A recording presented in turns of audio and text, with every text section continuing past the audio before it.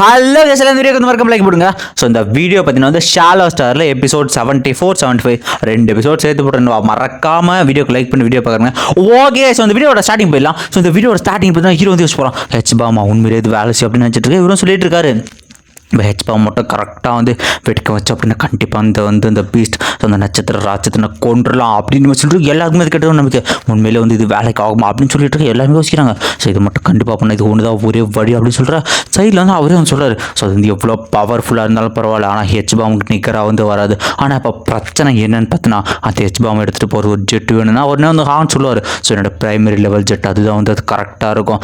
அதனோட laser attack அந்த ஒரு அட்டாக்லேருந்து என் ஜெட் அலீஸாக தப்பிக்க முடியும், என் ஜெட்டு மட்டும் தான் ஒரே வழி அப்படின்னு சொல்லி எல்லாம் பிளான் பண்ணிருக்காரு. இப்போ ஹாங்கோட ஜெட்டில் ஸோ இருக்கிற அந்த ஹெச் பாம் எல்லாத்தையும் போட்டு கொண்டு போகிற மாதிரி கேட்டோன்னு எல்லாருக்கும் ஒரு நம்பிக்கை. ஆமாம், ஹாங்கோட ஜெட்டு வந்து ரொம்ப பவர்ஃபுல்லானது, ரொம்ப ஸ்பீடானது. ஸோ வந்து ஏன்ஷியன்ட் சிவிலைசேஷனோட ஒரு மாடலில் வந்து இருக்கிற ஒரு ஜெட் அப்படின்னு சொல்லி எல்லாருமே இதுக்கான ஒரே நம்பிக்கை. சரி ஓகே, கண்டிப்பாக இது நம்ம கடைசி நம்பிக்கைன்னா பார்பிடா சொல்கிறாங்க, போய் ஒரு பாமை வச்சு கொள்ள முடிவு பண்ணுறீங்க, ஃபன் பண்ணாதீங்கடா, அது சும்மா ஆப்பிள் சாப்பிட்ற மாதிரி சாப்பிட்டு போயிட்டா அப்படின்னு சொல்லிட்டு நம்ம பார்பிடா சொல்லிட்டு ஹீரோ கேட்குறேன். உண்மையிலே வந்து தோக்கடியா உடனே ஹீரோ வந்து பேச ஆரம்பிப்பான். ஸோ வந்து எல்லாரும் ஒரு கேளுங்க அப்படின்னு சொல்லிட்டு என்கிட்ட அதை பற்றி ஒரு இன்ஃபர்மேஷன் இருக்குது அப்படின்னு சொல்லிட்டு தலைவனை பார்த்தீங்கன்னா வந்து ஸோ கோல்டன் ஆன்ஜென்ட் அந்த ஒரு உருவத்தை சொல்கிறான். இது ஒன்று வந்து நட்சத்திர ராட்சஸ் இல்லை. ஸோ இது வந்து அதே மாதிரி இருக்குது இன்னொரு டைப், இது பேர் கோல்டன் ஆன்ஜென்ட் அப்படின்னு சொல்லிட்டு இதுக்கு வந்து யூனிக் எபிலிட்டி இருக்கும். ஸோ நட்சத்திர ராட்சஸ்னோட வந்து இது பவர்ஃபுல்லானது. நீங்கள் அனுப்புகிற ஜெட்டையே பார்த்தீங்கன்னா அது பீஸ் அதுக்குள்ள வந்து அப்சர்வ் பண்ணிச்சுன்னா என்ன பண்ணுவீங்க அப்படின்ற மாதிரி சொல்லி ஹீரோ சொல்லுவோம். இதை கேட்டு எல்லாருமே ஷாக்கு. சொல்லுங்க கேட்குறாங்க, உண்மையிலேயே உனக்கு வந்து எங்கேருந்து இதெல்லாம் கிடைச்சிது அப்படின்ற மாதிரி சொல்லி கேட்டுருக்கேன். நீ வந்து சொல்கிறது உண்மை அப்படின்னு எல்லாமே பேசிக்கிட்டு இருக்காங்க. இடத்துல ராக் கேட்குற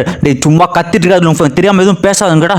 ஸோ கேட்ட எல்லாருமே வந்து சொல்ல ஆரம்பிங்க, இது ரூயன்லேருந்து கிடைச்ச இன்ஃபர்மேஷன், நம்மளால் எதுவுமே பண்ண முடியாது, கண்டிப்பாக நம்ம தோற்றுரும், நம்ம பூமி அழிஞ்சிருமா சொல்லிட்டு இருக்கிற எல்லாருமே பார்த்தீங்கன்னா ஃபீல் பண்ணிக்கிட்டு இருக்காங்க இந்த இடத்துல.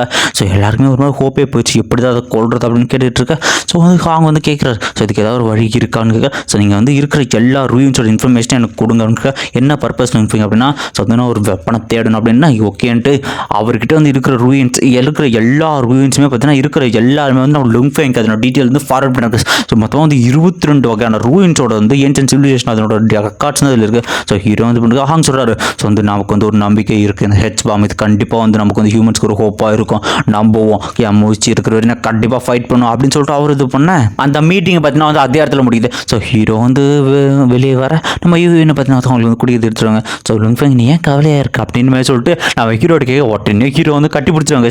ஸோ வந்து நான் இருக்கிறவருக்கு யூஎன் எதுக்குமே கவலைப்படாது, நான் அவனை ப்ரொடெக்ட் பண்ணுவேன், நம்ம எல்லாரையும் நான் ப்ரொடெக்ட் பண்ணுவேன் அப்படின்னு சொல்லிட்டு ஹீரோவும் சொல்லுவான். ஸோ வந்து யூஎன் அவங்க மேலே செஞ்சுக்க அப்படியே வந்து நெக்ஸ்ட் சீனில் கட்டுறாங்க. நெக்ஸ்ட் சீனில் நம்ம ஃபேமிலி மெம்பர்ஸ் எல்லாருமே கூப்பிட்டு நம்ம ஹீரோ வந்து பேச அனுப்பான். ஸோ உங்களுக்கு வந்து ஒரு பெரிய அழிவு வந்துக்கிட்டு இருக்கு, இந்த ஒட்டுமொத்த உலகத்துக்குமே பெரிய கோல்டன் ஆன்ஜென்ட் வந்திருக்கு.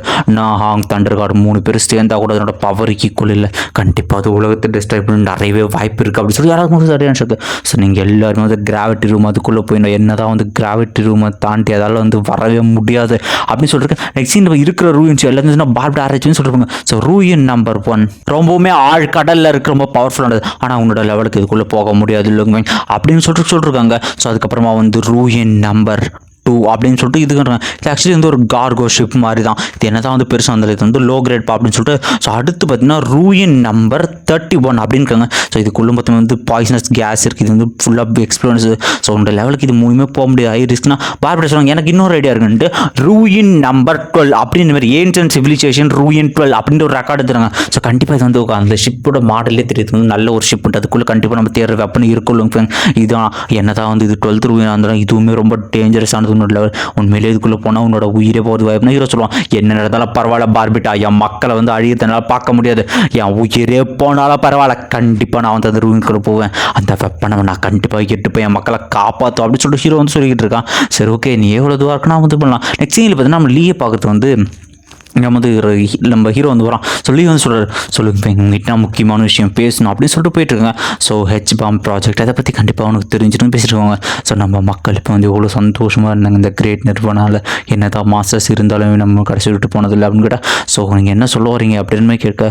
ஸோ அதுக்கான நேரம் வந்துருச்சு, ஹெச் பாம் ப்ராஜெக்ட் அப்படின்னு சொல்கிறதோட பார்த்தீங்கன்னா இந்த ஒரு எபிசோட் வந்து எதாவது முடிகிறாங்க. ஸோ இந்த வீடியோக்கு மறக்காமல் லைக் போடுறாங்க. அடுத்த வீடியோ வந்து பார்க்கலாம். ஓகே, நம்ம வந்து 75வது எபிசோட் போயிடலாம். ஸோ எபிசோட ஸ்டார்டிங் வந்து போயிடுங்க. இந்த எபிசோட ஸ்டார்டிங்கில் பார்த்தீங்கன்னா நம்ம கமாண்டர் லீ தான் சொல்கிறாரு. ஸோ வந்து ஹெச் பாம் ப்ராஜெக்ட் அதுக்கு வந்து நாங்கள் வந்து ரெடி பண்ண ஆரம்பிச்சிட்டோம், கூடிய விரைவாக அது வந்து நடக்க போகுது லுங்ஃபை அப்படின்னு சொல்கிறாரு. இது வந்து எனக்கு ஃபஸ்ட் டைம் இல்லை லுங்ஃபை அவனு கேட்க சொல்கிறாங்க, வந்து இதுக்கு முன்னாடி இதே சுச்சுவேஷன் நான் வந்து ஃபேஸ் பண்ணியிருக்கேன், இதேமாரி பீப்புள் ஸ்டாண்டர்ட் இருக்கும் அப்படின்னா நம்ம ஹீரோக்கு வந்து 40 வருஷம், நீங்கள் கிரேட் நிறுவனா அதுதான் சொல்கிறீங்களா அப்படின்னு கேட்க, ஆமாம் லுங்ஃபை கிரேட் நிறுவனா அதில் நானுமே அஃபெக்ட் ஆனேன் அப்படின்னு சொல்லியிருக்கேன். இப்போ பார்த்தீங்கன்னா நம்ம கமாண்டர் லீ வந்து சின்ன பையனாக இருக்காங்க. இந்த RR வைரஸ்னால எங்கள் அம்மாவுக்கு வந்து ஏதோ ஒரு வித்தியாசமான நோய் வந்துச்சு, அவங்களால வந்து தினம் வந்து நரகத்தை அனுபவிச்சிருந்தாங்க. அந்த இடத்துல வந்து அவங்கள வந்து கருணை கொலை பண்ணுறதுக்காக அப்ளிகேஷன் வந்து எங்கள் அப்பா வந்து கண்ணீரோட வந்து அந்த ஒரு அப்ளிகேஷனை வந்து சைன் பண்ணார். அதை என்னால் ஏற்றுக்கவே முடியல. அப்போ எனக்கு வந்து புரிஞ்சது எல்லாமே, அப்பா வந்து அம்மாவை கொல்ல சொல்லிட்டாங்க நான் நினச்சிக்கிட்டேன். அந்த கொடூரமான நாட்கள் என்னால் மறக்க முடியாது லுங்ஃபை. என்னால் யாரையுமே காப்பாற்ற முடியல, எங்கள் அம்மாவை காப்பாற்ற முடியல. நானும் அழுக ஆரம்பித்தேன். ஒரு கட்டத்து மேலே எனக்கு புரிஞ்சுது, அம்மா என்னோட போகிறாங்க அப்படின்ட்டு. நானே எங்கள் அப்பாவை தான் வந்து கொண்டாருன்னு நானே முடிவு பண்ணிக்கிட்டேன். இது எல்லாமே பார்த்தீங்கன்னா அந்த RR வைரஸ்னால தான் லுங்ஃபை அப்படின்னா. அதுக்கப்புறம் மான்ஸ்டர்ஸ் நிறைய அட்டாக் பண்ண போச்சு. அப்பாவும் கமாண்டராக இருந்ததால் அவரும் வந்து என் கூட இருக்க முடியல.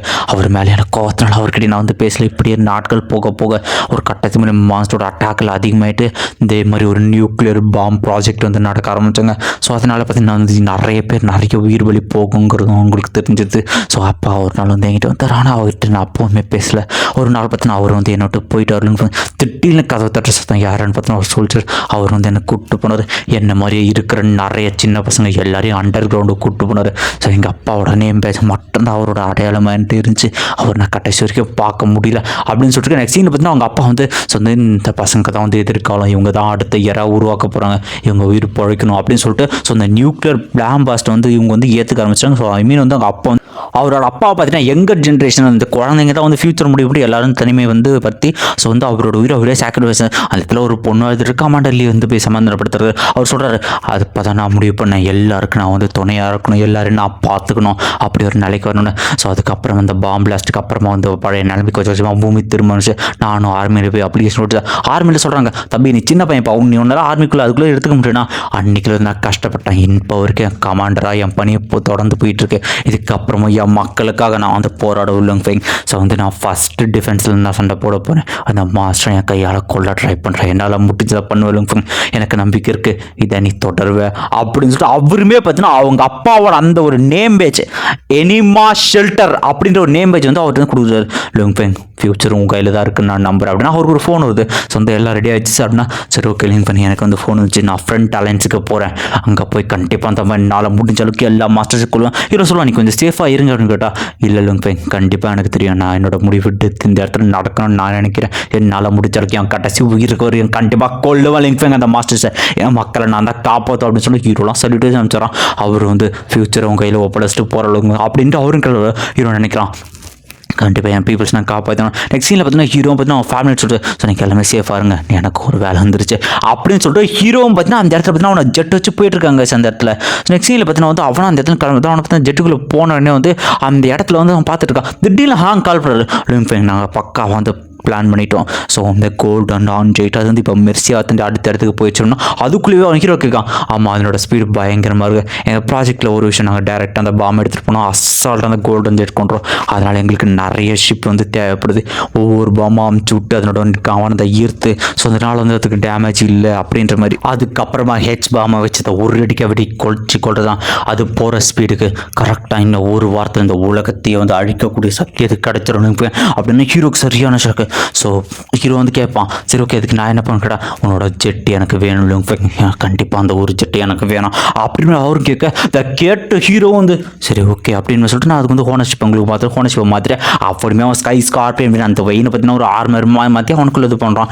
அவன் வந்து சரி ஓகே நான் வந்து ரூயினை எக்ஸ்ப்ளோர் பண்ணணும், அந்த இடத்துக்கு போனோம் அப்படின்னு சொல்லிட்டு போய்கிட்டு இருக்கான். ஸோ போயிட்டு இருக்கும்போது நம்பர் 1 சொல்கிறான், நம்பர் 1 உன்னோட ஃபைனல் மிஷினை முடிச்சுட்டு வாடா அப்படின்னு சொல்லிட்டு நம்பர் 1 சொல்லிட்டு அவனை வெளியே வந்துட்டு இருக்கான். நம்பர் 1 நான் அவனை மிஸ் பண்ணுறடா, உன்னோட கடைசி மிஷினை முடிச்செல்லாம் ப்ரொடெக்ட் பண்ணுறோம் அப்படின்னா அந்த மிஷினை வந்து சொல்லுது, ஏயும் தேங்க்யூ மாஸ்டர், உங்கள் கூட வேலை செஞ்சு நம்ம பெருமை நினைக்கிற மாஸ்டர் அப்படின்ட்டு போ. ஹீரோ பார்த்தீங்கன்னா சல்யூட் வச்சு நம்பர் 1 வேலை நினைப்பான். ஸோ அவனை பார்த்தீங்கன்னா எக்ஸ்ப்ளோர் பண்ண போகிறான். ஸோ பேர்பட சொல்கிறாங்க, இன்னும் வந்து 5100 மீட்டர் தான் இருக்குது சி சர்ஃபேஸ்க்குள்ளே, அதுக்குள்ளே நீ போக ஆரம்பிக்கணும். அவனை உள்ளே போக சுற்றிக்கிற எல்லா மீன் மாஸ்டர் பார்த்தீங்கன்னா ஹீரோ உள்ளே போகிறத பார்த்து அவனை எப்படி துரத்திக்கிட்டு போயிட்டு இருக்கு. சுற்றி எல்லாமே பார்த்தீங்கன்னா ஹீரோ துரத்திக்கிட்டு போயிட்டு இருக்க. ஹீரோ முதல்ல வந்து அட்டாக் பண்ண வேடாம், நமக்கு வந்து டைம் இல்லை அப்படின்ட்டு போயிட்டு இருக்க. ஒரு இடத்துல அதுங்க அட்டாக் பண்ண போகிற தலைவன் பார்த்தீங்கன்னா எக்கச்சக்கமாக டிராகர்ஸ் வச்சு குத்தி கொள்ள ஆரம்பிக்கிறான். ஒவ்வொரு மீனாக துண்டாக வெட்டி போட்டு அந்த காட்டாலே பார்த்தா ரத்த கல்லில் திரிச்சிட்டு போ அவனே பார்த்தீங்கன்னா கிட்ட வந்துட்டான். ஸோ இது பார்த்தா அது இன்னுமே நீ 3300 மீட்டர் போனோம் லூங்ஃபிக் அப்படின்னு உடனே வந்து அப்புறம் அவனோட மவுண்டன் ட்ரில் அந்த ஒரு ட்ரில்லை பார்த்தீங்கன்னா வெளியே கொண்டு வச்சு அதை ஸ்பின் பண்ணி பூமியை பொழந்துக்கிட்டு போயிட்டு இருக்கான். பார்பிட்டா வந்து இன்னும் எவ்வளோ இன்னும் கொஞ்சம் தான் இருக்குது,